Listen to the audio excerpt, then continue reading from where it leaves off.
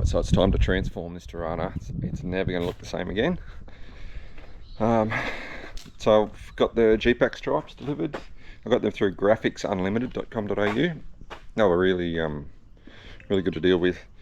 And they came standard in, oh, he offered them in black, but he said you can contact him for custom colours. And I've always wanted to ghost the GPAK a little bit more than standard on this car, because I'll throw up a photo of the original, and I just never loved that heritage green, sort of dark green looking colour. I know some people will love it, and there's purists out there and whatever, but so I ended up going with a colour called grass green, which there it is there.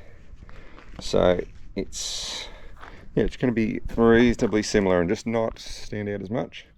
So I've just gone and polished the car along the side where the stripe's going to go and just hit it with some wax and grease remover. So I'll go and tape it all in place and then see about getting these decals on. So there's the last look before it transforms. Let's hope it looks good.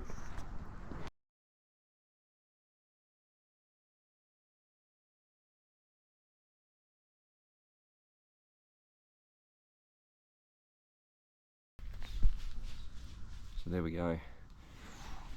I reckon it look pretty good. So I'm going to spray some of that soapy water stuff under it, so that way I can move it around a bit and then squeegee all the water out. That's how I did the stripes on this one here. That's from the same company as well, actually. So I'm pretty happy with their product. That's been on probably 12 years now. And I haven't taken care of them, and they're in good shape. So obviously the white's going to disappear there, but I'm hoping it looks alright. So let's go. Alright, so I'm just starting on the second side. Oh my god, this is a nightmare. For anyone that does this for a job all the time, I'm sure they know how to do it a lot better than me, but oh, it's hard trying to get it sort of no bubbles and little lines, and I've stuffed it up a little bit, but what can you do? It'll be right. Okay, so there's the back. Now I haven't continued all the way across because I was trying to stretch it to go in there and it sort of split the vinyl there. So I've just cut that centre bit out. So it's probably a little bit more ghosted than I would have liked, but it's still pretty cool.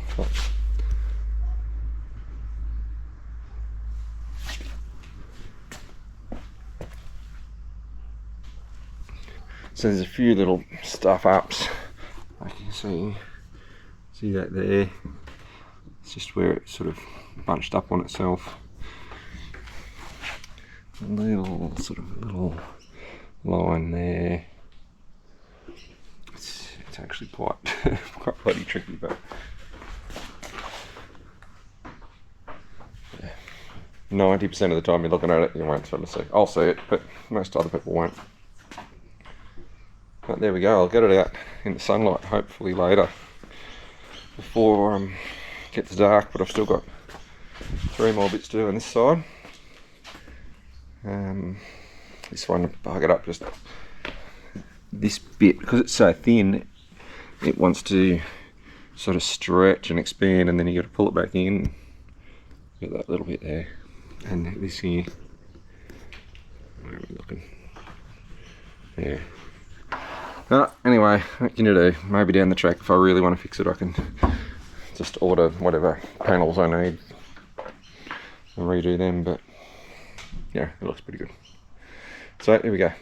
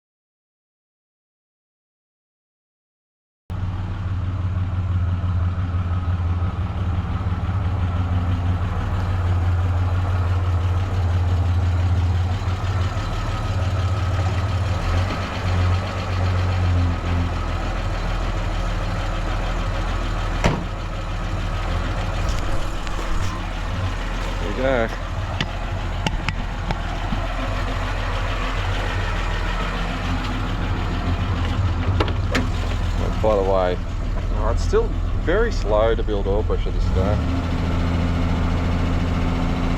On the gauge anyway, but it does. It's a lot quieter now that I've adjusted those rockers.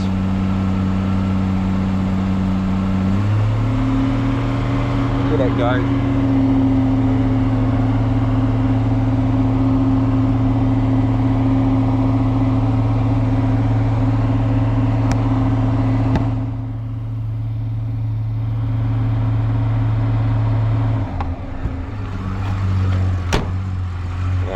A lot quieter now.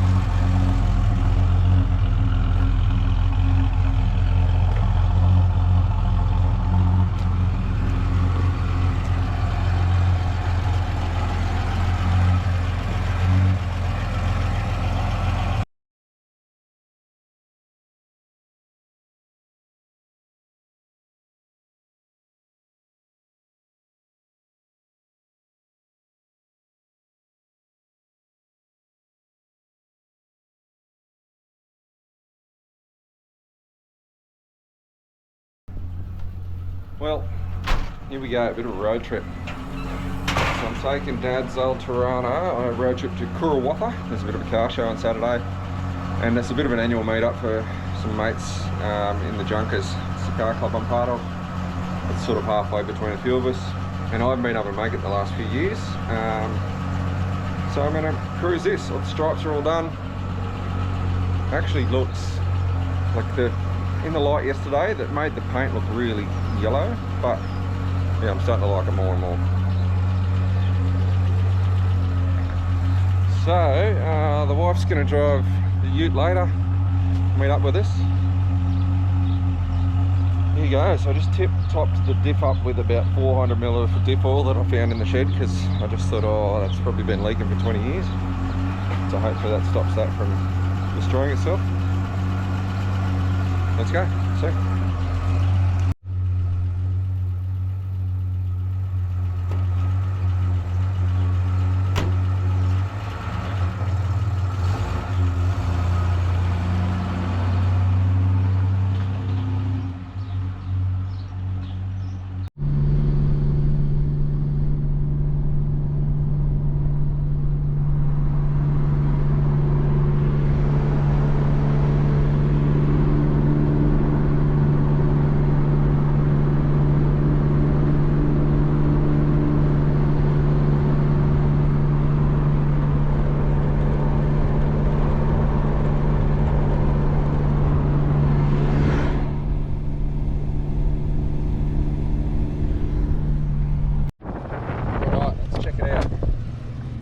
About an hour's driving, just check everything's all good.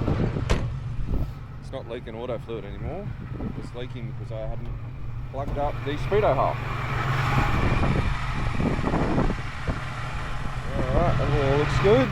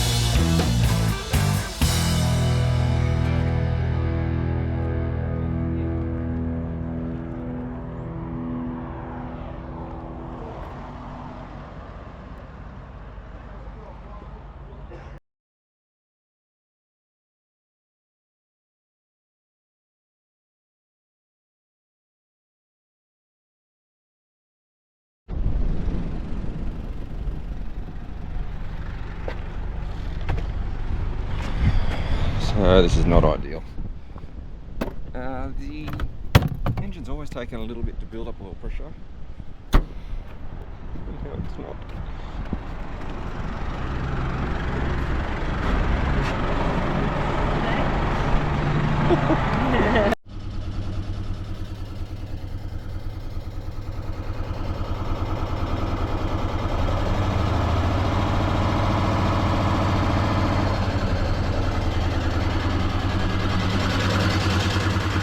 Put the other bottle in this side.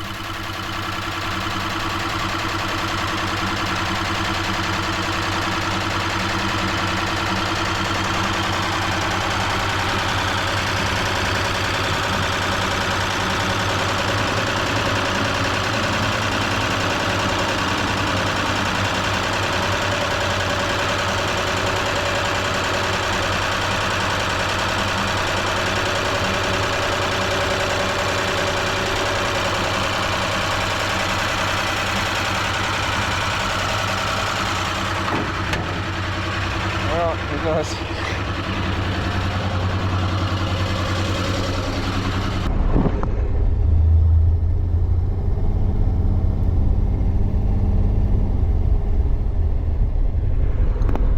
Oh, she's toast. So I've got around about 3 hours to get home. See what happens.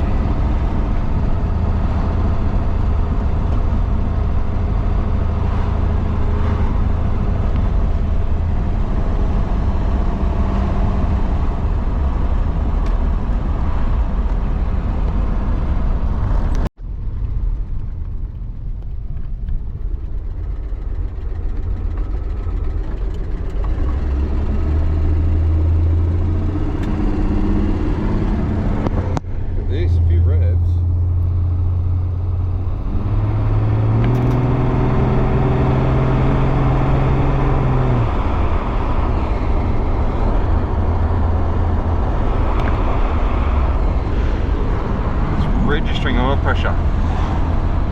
Oh, far out. I'm so stressed. The last 20 k's, it's been on 0, that gauge. And the camera was in my ute, wife driving. I just want to make it. Even back to my block at doing 20 would be really good. That'd be really handy. That's what I've been aiming for. Okay, we'll see what happens.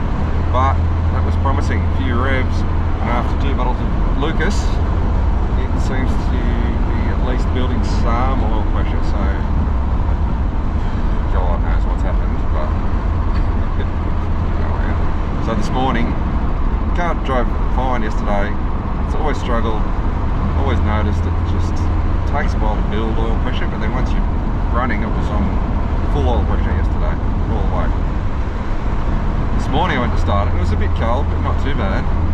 And it sounded like a bucket of bolts and was rattling for probably a total of maybe 3 minutes before it built enough oil pressure to go quiet and fine. Then when I took off again today from the car show, it took about a minute to build the pressure. And then about 10 k's down the road I look and it's 0. So just not sure what's going on. Pumps let go, the big up's cracked, the big up's blocked, who knows. Now, getting a few revs, it's building.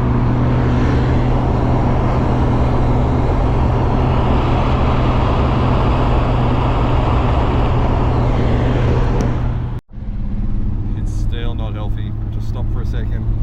She's knocking and clunking, but it's building the pressure back up.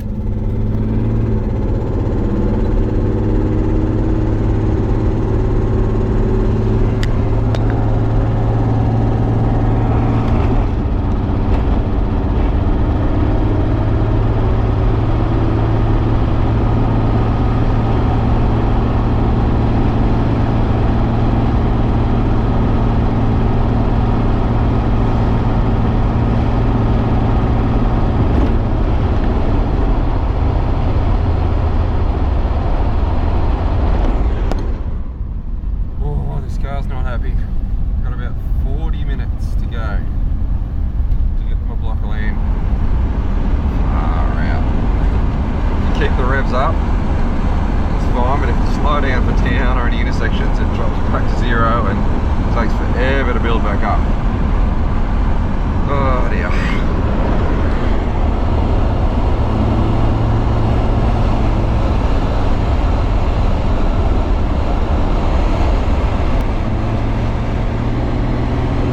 Come on, come on, come on. Where are ya? Here we go. Come on.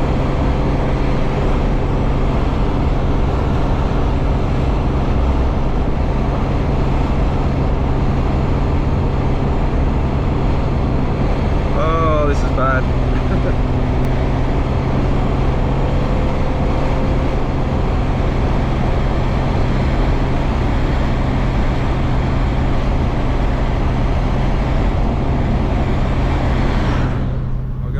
While going down this hill, so I can keep accelerating to keep the revs up,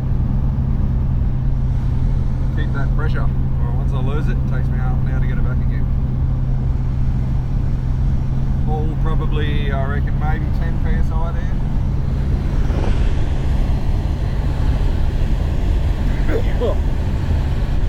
There we go. Oh, this is not fun.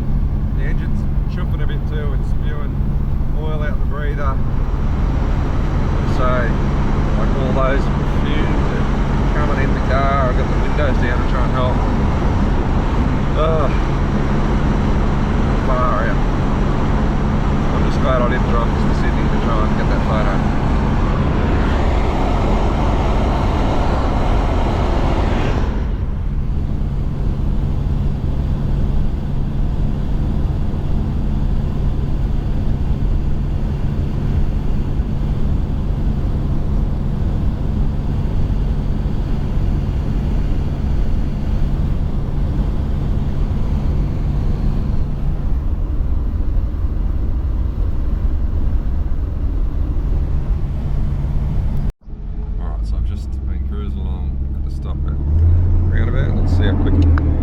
Oil pressure goes up.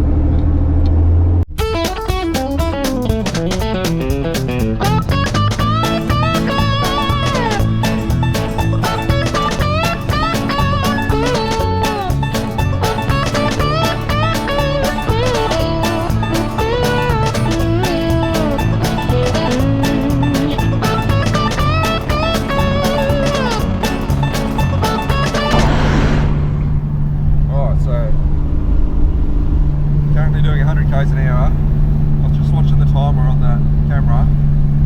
4 minutes that took of going 80 and then up to 100 since I stopped at the intersection for it to build up half the oil pressure, which is maybe 25 psi. It's so not happy. But I'm like 5 minutes, maybe a little bit more away from my destination now, so oh, thank God.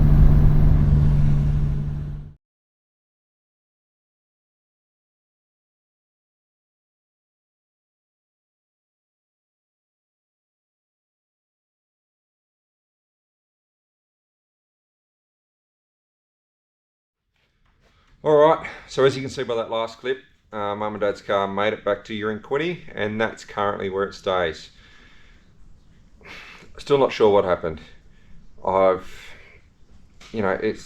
could have been all them starts without oil pressure, have chewed out the bearings. Oil pump could be flogged out, it could have a cracked pickup. I have read horror stories about a bad batch of Ryco filters that didn't have the anti-drain back valve, so that's caused it to maybe reprime the pump every time I've started it, which has not helped it. So not sure at the minute. I'm not sure which way to go, whether or not I just find myself another 202 short or long block and throw it in, or do I get that one back here, pull it apart, maybe throw some new bearings in it, figure out exactly what's going on and just keep the same motor. Don't know. I guess I have to get it home and have a look, see if any cam lobes are chewed, see if any of the lifters are chewed, pull the filter apart, see if there's any metal in it. Just do a little bit of diagnosing before I go too far, but it's going to sit for a little bit. That's that for now. I've got another little project that I'm getting stuck back into now. I want to try and maybe get this ready for chopped. So this is my little mini rod, which I built years and years ago. Never completely finished it. So it's got a CX500 V-twin Honda motor from a CX500 motorcycle, and SU carby set up as like draw through into an old diesel turbo. And it used to go a lot and run a lot more boost than it probably should have. So I pulled all this apart, and I've just got a spring on the wastegate now, so it runs bugger all boost. But it was running a lot of boost, and I actually spun a bearing in it. I've always had trouble with ignition and stuff for this, so underneath there, it's a really weird sort of style of ignition. I've got an electronic ignition kit coming for it, so I'm going to swap that over, just go through, finish everything off nicely, finish the bodywork, maybe put a wrap or something on that, maybe put a little bit of like a front suspension with a leaf spring or something on there, because it's very stiff, very low.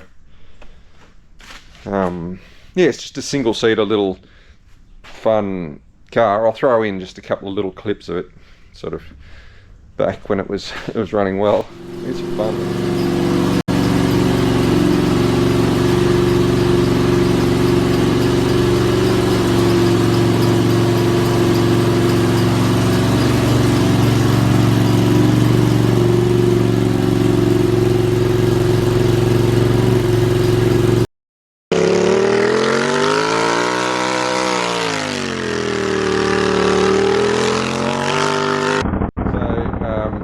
Yeah, while I'm figuring out what I do with the Torana and organising, sort of getting a trailer to get it back here and that sort of stuff, I'm going to play around with this and try and get this going. So thanks for watching. I'll have some more updates on the Torana soon.